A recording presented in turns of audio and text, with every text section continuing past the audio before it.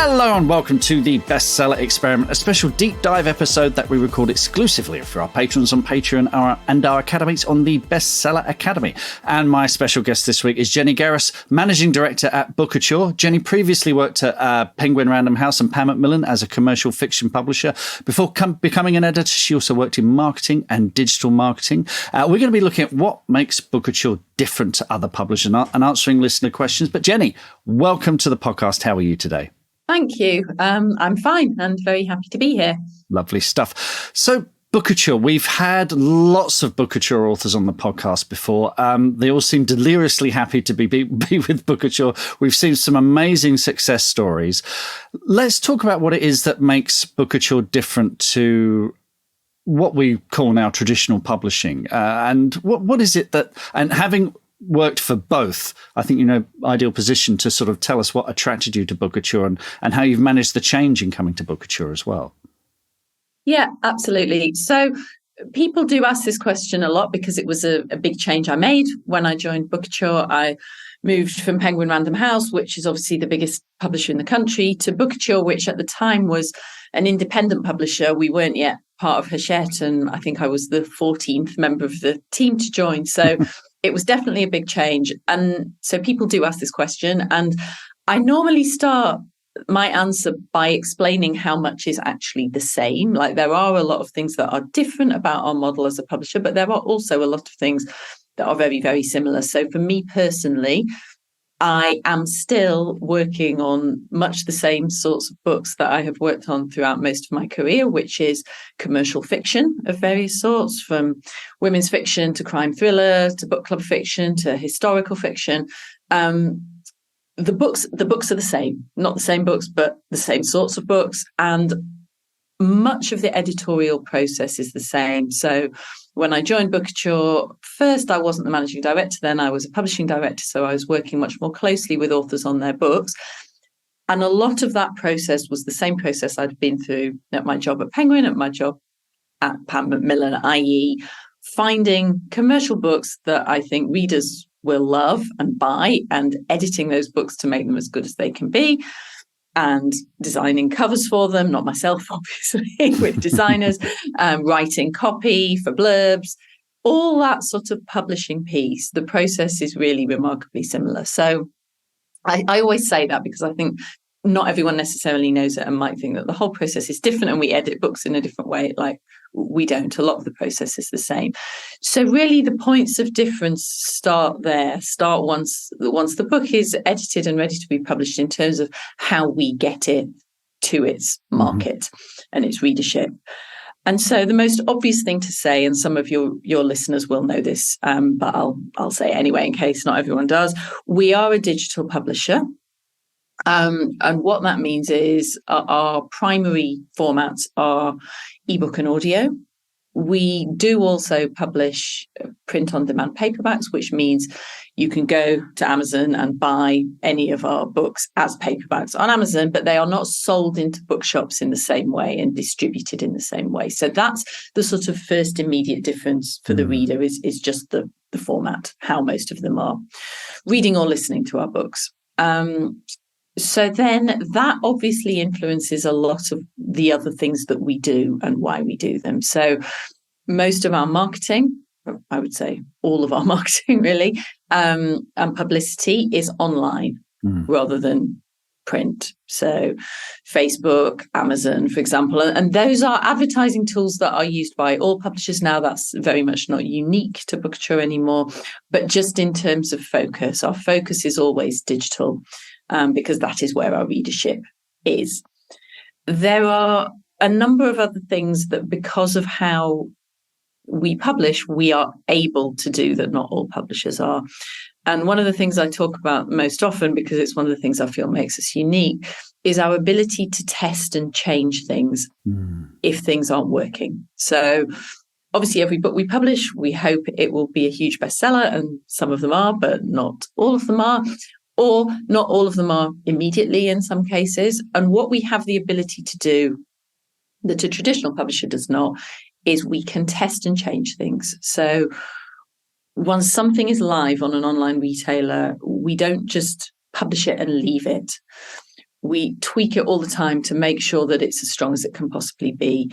So that is from sort of very small, simple changes to the retailer description or the blurb. As more quotes come in from readers, we add them. As we can change things. We can change things as we want. So if we feel that maybe a book isn't selling as well as it can, the first thing we look at always is can we present this differently? Is there something that isn't resonating here with how we're selling it to readers? Do we need to approach the blurb from a different direction or think about how it could be stronger? So that's a sort of relatively simple, small change we make a lot. But right up to bigger, more complex changes to titles and covers, we sometimes test two alternate titles against each other and see which title is more popular, and then change a title if an alternative title wins. And this is, when I talk about this isn't something that the sort of rest of the industry is stupidly failing to do.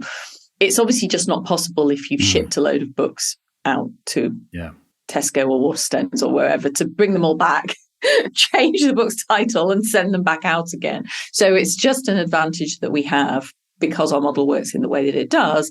That means we can make those changes. And there have been instances where we've done things like that and it has hugely improved a book's performance and got it to a whole new readership.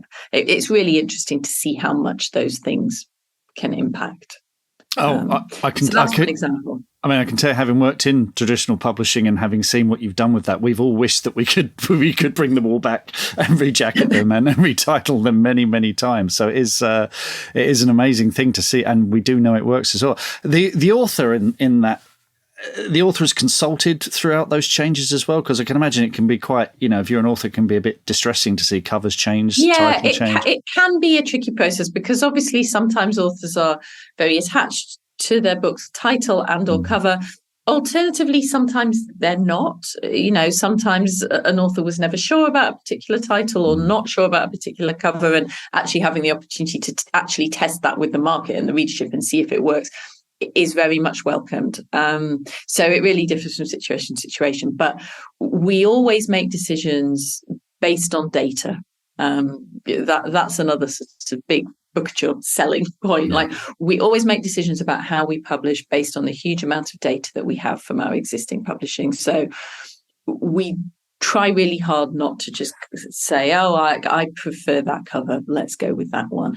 We look really forensically at what is working in the market and why, and what has worked for us and what hasn't, and make decisions on that basis. And then if we need to, if something isn't working, to actually test to back up our assumptions rather than just going on personal preference. And that data, is that mainly sales data? You'll test it, see if there's an increase in sales. If there isn't, it's that simple, is it? Yes, exactly. We can look at sales data, and we can also, through some of our advertising platforms, do a kind of A/B test. So, i.e., advertise one version of a cover to some readers and another version to other readers and see which one gets clicked on more. It's really fascinating, and it doesn't always produce the results that you would expect. So yeah, that's sort of always the big sort of here's a different thing that we do point that I start with, because it is one of the biggest contrasts, I would say, to how traditional publishers do it. Another one that is really, really important to me, and I think you asked at the beginning, sort of how did I find it moving from traditional publishing and how did I find the change? One of the most exciting things for me about the way that we work is that every book on day one, every book on publication day stands the same chance of being a bestseller. We don't sort of prejudge what our big books are. And the reason, again, here, I'm not being critical of traditional publishing. The reason we can approach things in that way is because we don't pay advances. So we don't pay author advances. Instead, we have very high royalties. It's just a different financial model to traditional publishing, which tends to offer authors a publication advance, but then lower royalties to go with that. What that means, though, is that where you have offered an advance, there is an existing sort of hierarchy of authors, really, and of books. If there is a book that I, as an editor in my previous editing life, had paid £200,000 of an advance for, obviously that book is going to get more attention and marketing spend and focus because it has to earn back that advance. So there's an immediate sort of tiering that exists in the advance world. And obviously it's a very, very nice tiering to be in if you're at the £200,000 earning end of that, but it's tougher if you're not. Because we don't have that, because everyone is the same at the starting point, we don't sort of say, oh, this author gets more marketing spend or more publicity time. Everyone gets the same thing on day one. And then really, that isn't to say, of course, that everything performs as well. Of course it doesn't. But what is... our market is judging the success rather than us prejudging it. So where a book goes on to be a bestseller, it is because a lot of readers have responded to that package, have then loved the book, have reviewed it brilliantly, and all the things we know feed into a success. So the advance sort of doesn't make that decision for you beforehand. And we have the benefit of selling directly to readers effectively. That's not to say there isn't a retailer involved, because of course there is. We are selling on online retailers. We're not selling direct from our own platform. But we do not have to sell books into a retailer in the same way. Now, I don't know how many of your listeners will immediately understand what I'm talking about. So should I explain what I mean by that in a bit more detail? Well, I can do it if you like, because I started as a sales rep and then worked in key accounts. So you're absolutely right. We'd have acquisitions meetings and launch meetings where we'd have the super lead title and the lead title. And these were the ones that the editors had spent the most money on. Very high stakes. We had to make them work. And when I was a rep, I would drive all around the country and go into bookshops, and you'd usually have about 30 minutes to present a month's titles. And when I was in key accounts, we'd have regular meetings with the big retailers like Waterstones and Amazon and the supermarkets and what have you.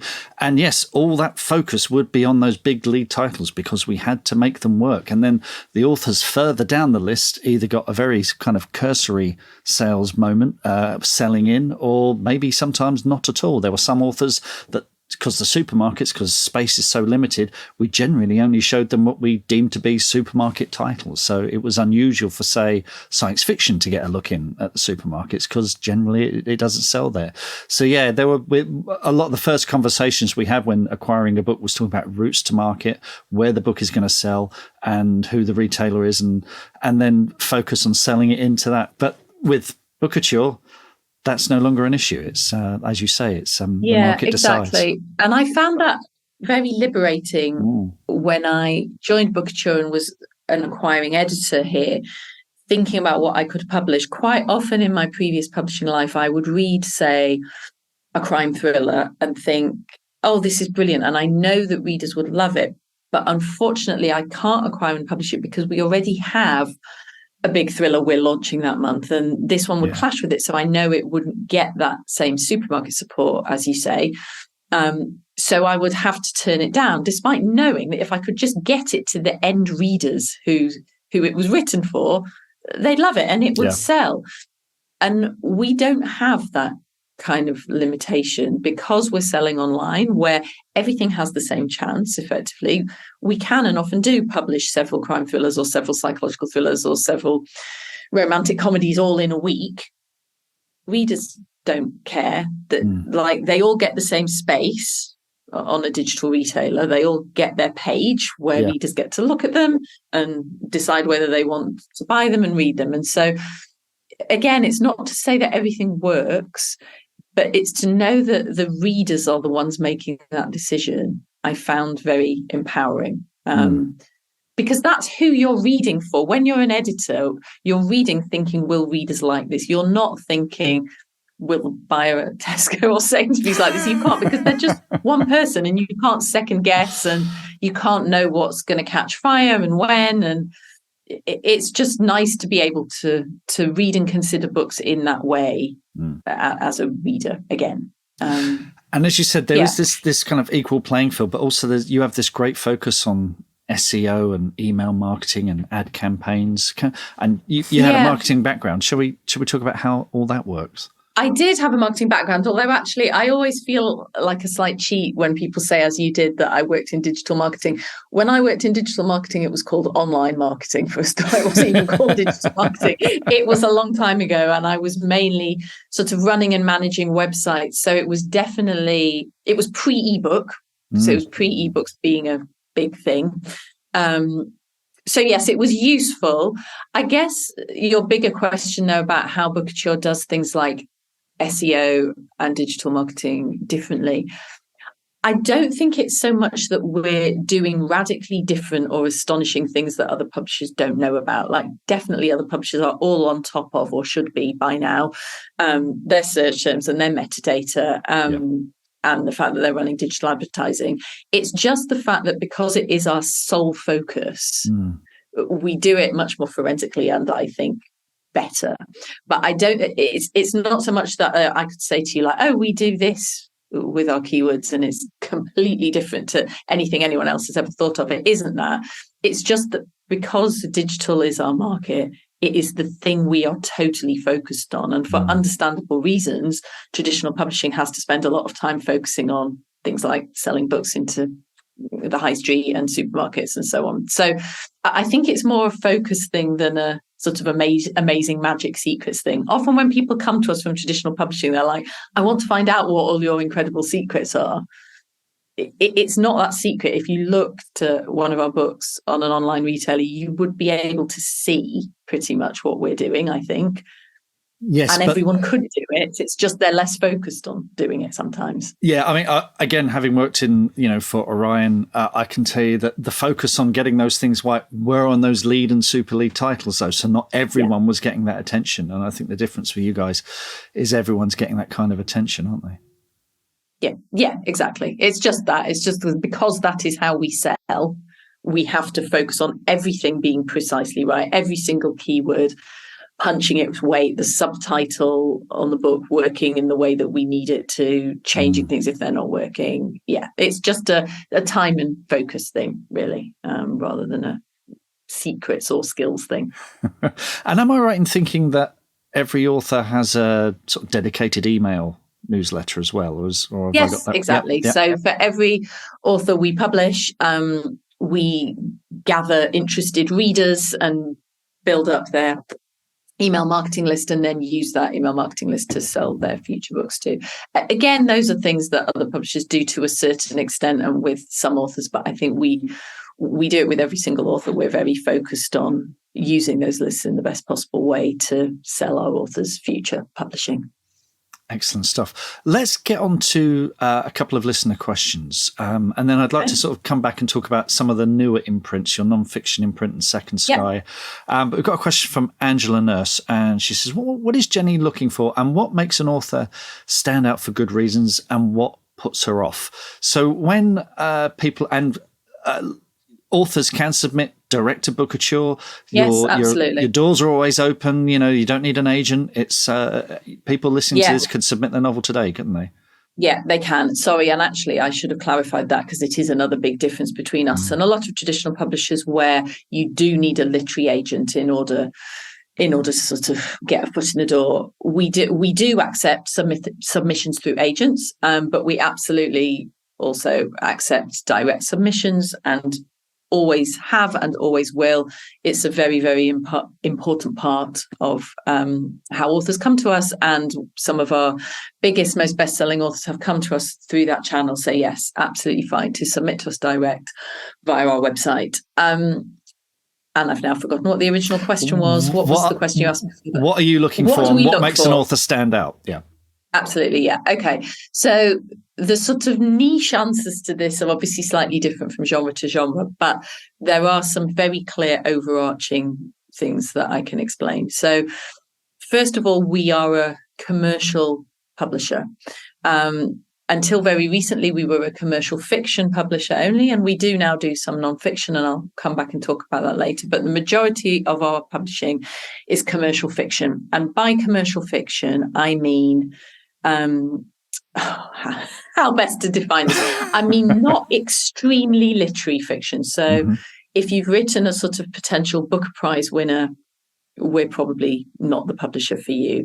Commercial fiction is the sort of mass market genre fiction. So to list a few examples, women's fiction, commercial women's fiction, historical fiction, crime thriller, psychological thriller, cozy crime, now science fiction and fantasy as well. Mm-hmm. At the most literary end, we do publish some of what I call book club reading group fiction.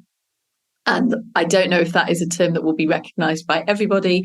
So I guess what I mean by that is I'll give a few examples of very famous books in this genre, and hopefully you'll see what I mean.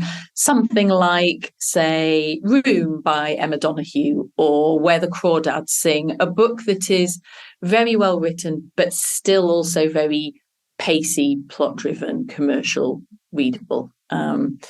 We could spend the rest of the time talking about what the difference between commercial and literary fiction is. But I think one definition someone once gave me that I found quite useful in terms of thinking about it is, in commercial fiction, you are reading mainly for the plot and the story, which is not to say that the writing is not important or that it shouldn't be good writing, because it absolutely should, but you are reading primarily for plot and story in a way that with literary fiction, again, hopefully there is a plot and a story, but you are often reading mainly for the writing rather than just to see what moves the plot forward. So, biggest definition, we are looking for commercial fiction and some non-fiction. Within that, though, to give some more sort of useful advice, what do we look for? We look for a submission and a book that, for starters, knows what genre it's in. So it's always really helpful if a writer, when submitting, thinks and demonstrates that they know who their book is for. So to say, this is for crime thriller fans, readers who love Mark Billingham or whatever, just that they have some idea of what portion of the market they're aiming for. I think writers spend a lot of time, understandably, trying to think of ideas that are unique and completely different to anything else that has ever been written.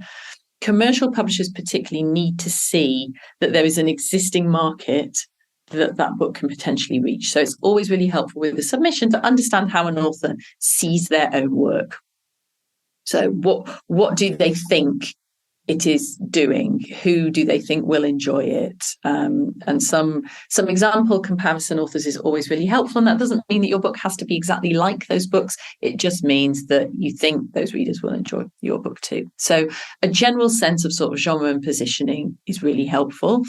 And then in terms of the writing of the actual book, if you know you're writing for that audience, you should have read the books for that audience and had a go at making yours successful. So whatever you think are the things that are making the books like yours work and are making readers love them and keep buying them, that thing is what you should be shooting for. And what that thing is will be different in different genres. So I'll try not to get too much into that, but you can normally clearly see, if you spend your time reading the bestsellers in a particular genre, what are the things, what are the features that you would pull out that make those books successful. So that's the next thing. The final thing I would say, and again, this is something I could spend literally hours talking about and sometimes have, is a good hook. And this is possibly the hardest thing of all. So a good hook is something that sells your book very quickly through the concept, a kind of one-line pitch or proposition that makes a reader intrigued, want to know more, and is also often that brilliant combination of same but different. So, i.e., it ticks a certain number of commercial boxes, but it's also offering something new. I don't know if you, with your perspective as a former salesperson, have anything you want to add in terms of hook, because it's such an important thing in terms of that one-line gettability of proposition and what your book is offering to a reader. It was the thing that always made our job a million times easier. And it's having seen both sides of it, as an author, it feels horribly reductive. Yeah. I remember when I was at Headline, we sold in Simon Scarrow, and I said, do you remember the opening of Gladiator? It's like that. And which is horrible, takes hundreds of thousands of Simon's word and reduces it. But Gladiator had just come out, it was a huge hit. The cover ticked all the boxes, and people went, great. 20, they would order, and it just made your life so much easier. So it is that thing of, of stepping back from your own book, looking at the genre, making a horribly reductive statement about itself. And sometimes it's the X meets Y kind of clashing two comparison titles together. But that's just to get the reader into the door. And once they've opened the book and they're reading it, then they discover who you are and what's so different about, your writing and your style and what have you. So it's something I think a lot of our listeners and myself struggle to get our heads around, because it is a reductive process. It is hard, and it's also hard, and I would need much more time than I have here to explain what constitutes a good hook. Because it's easy enough to come up with a one-line pitch, but that's unusual, but it might sound completely crazy and like nothing that anyone would ever want to read or potentially be interested in. So it's striking that balance of, it's really interesting and intriguing and in genre in some way, but it's offering something different and hooky, for want of a better word. Like, it's something that we spend a lot of time talking to our authors about and also working with them on, because sometimes a book comes in and it's a brilliant book, but it doesn't have that sort of one-line hook that means you can pull out a really attention-grabbing title. That's something that we as publishers can work on. So I don't want to put too much pressure on authors if you literally have no idea how to do this or even what I'm talking about. If you've written a brilliant commercial book, a good editor will read it and see what the hook within that is. But you're absolutely right. It sounds reductive, and I don't mean it in that way. Like, a book is always so much more than that. Like, I can think back to a book that I published quite early in my editorial career when I was at Pan Macmillan, a book by an author called Karen Swan called Christmas at Tiffany's, that did incredibly well at Christmas with that title, as you can probably imagine. Yeah. And actually, the scene that was set in Tiffany's at Christmas was just a very, very small bit of that book, which was about so many other things and not even entirely set in New York. There were bits in Paris and London, and it's a fantastic book about a lot of stuff. But that hook was just perfect for the title. And it was what made it sell so well at Christmas. So sometimes as editors, what you're doing is picking out that one hooky thing to put in the title to make that book a potential bestseller. It's not like authors need to have this all figured out on day one when they submit a book to us or anyone else. These are just things that help make a book more marketable and pitchable. Brilliant. Angela has a follow-up question. She says, does she think we've entered a new era of cozy mystery, and is the reign of the psychological thriller over? There are a lot of successful, everything's gone cozy, particularly post Richard Osman as well. There's a big cozy thing out there. And of course, Bookouture, another thing that makes you different is you're very fleet of foot. You can react to these changes in trend, can't you? Yeah, so I love this question. I had a preview that this question was going to be asked, and I was very excited. I love being asked whether the reign of the psychological thriller is over, especially because it so isn't, and I don't believe it ever will be. No. But I'll come back to that. I think traditional publishing, more than digital publishing, is quite trends focused and moves on to the hot new thing very quickly. So there was definitely a period sort of 10 to 7 years ago, just before I joined Bookouture, when psychological thrillers were the hottest, biggest thing, sort of girl on a train era. Yeah. And then after that, there was a feeling that psychological thrillers had their moment, and everyone in the industry and the book trade was getting a bit tired of them and had moved on to the next thing. Then I moved to Bookouture and realised that in digital publishing, the era of the psychological thriller was still thriving. It is still thriving today. Like, some of our very, very biggest bestsellers are and have always been psychological thrillers. And I think will always continue to be. The psychological thriller boom in traditional publishing was then. Psychological thrillers have been a thing for ever. The Woman in White was a psychological thriller. Yeah. Rebecca and My Cousin Rachel were psychological thrillers. Not quite as long ago as that, but longer ago than Girl on the Train. Barbara Vine wrote psychological thrillers. Yeah. They're not going anywhere. I think they're not the hottest thing right now in the way that, as you say, cozy crime is for Richard Osman, but that is a print book trade thing. If you look at the Kindle Top 100, you will see the proportion of them that are made up of psychological thrillers. So that's one really interesting difference, actually, about digital versus traditional publishing, is that the trends are sometimes the same, but they not always are they aren't always even. We do very well with cozy crime. We do. And indeed, we're doing very well with cozy crime before Richard Osman. Yeah. So again, I think what people see most visibly as the trends are often based around one or two very big, hot, traditionally published books. And I think if you look through, if you look through the Amazon charts, you get a sense of what endures and what comes and goes. And there are some genres that just never go away. And pretty much all the main crime genres are included in that. So, procedural crime, psychological thrillers, cozy crime, they've always been there. Cozy crime isn't a new thing. It's just that the Osman thing is a particular moment with a particular package look, which therefore other publishers have imitated in the way that these things happen. Brilliant. Great answer. Thank you. Kate Baker has a question. Some Bookouture authors release up to 4 books a year, some 2.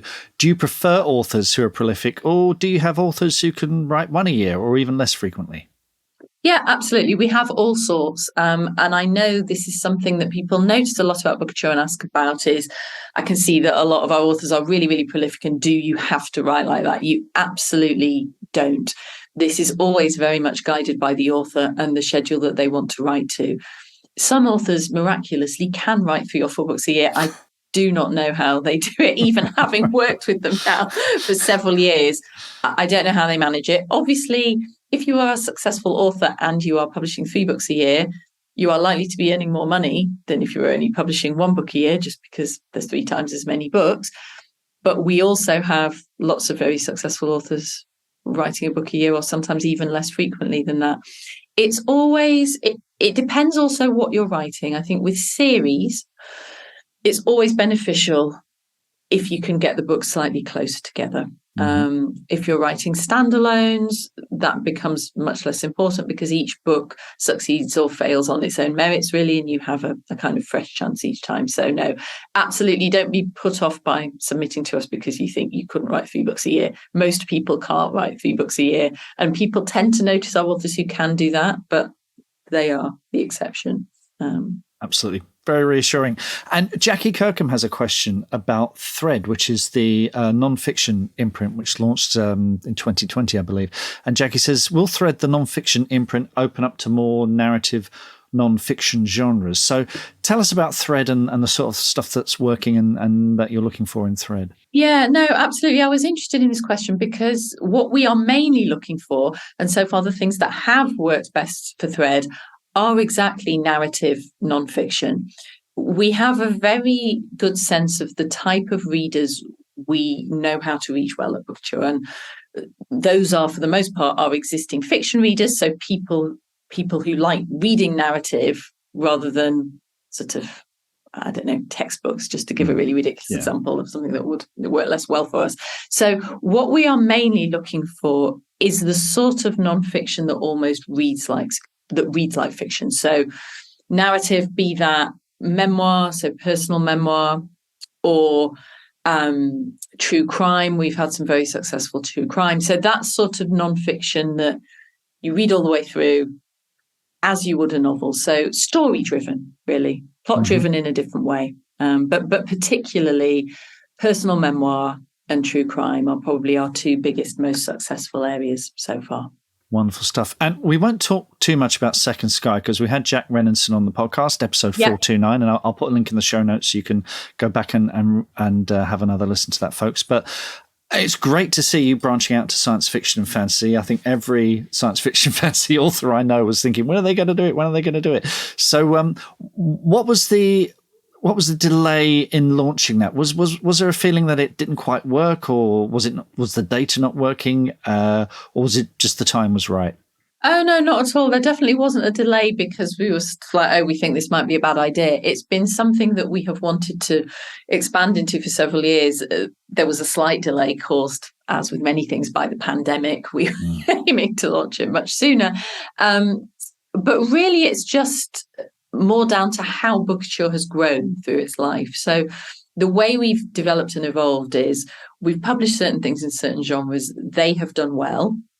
We have grown those genres first. So our successful genres, particularly women's fiction, historical fiction, crime, thriller, we have seen such immediate and clear success across all of those genres that we have taken on more authors and we've grown, and that has made us more successful. And that has now enabled us to start experimenting in further commercial subgenres. So I very much hope Second Sky won't be the end of that. Like, there are a number of even subgenres of our successful genres that I feel that we're still not in and could explore further. But just the way things tend to grow is you get known for what you're good at, and people submit the thing they know you're good at, and you publish more of that, and you make money from that, and so do the authors. And you need to make a conscious decision to think, right now, we are starting a new arm. And I think in the case of science fiction and fantasy, as I'm sure Jack talked about, it is a whole different market area of expertise. That's why he is on board. For example, we didn't within our existing team feel we had the expertise to publish confidently in that area. So it needed a dedicated imprint, a dedicated publisher. Obviously, what we do on the publicity and marketing front will probably end up looking quite different. So no, we were just sort of biding our time, waiting to launch it. And now we have. Wonderful stuff. Yeah, great excitement, as you say. It's been lovely to see the reception it's had so far. Excellent. Jenny, thank you so much for your time. I really, really appreciate this. I know how busy you are because I can see you there in Carmelite House where I used to work. It's all meetings. So I really, really appreciate you taking the time for this and hope to speak to you again soon. Great. Thanks so much.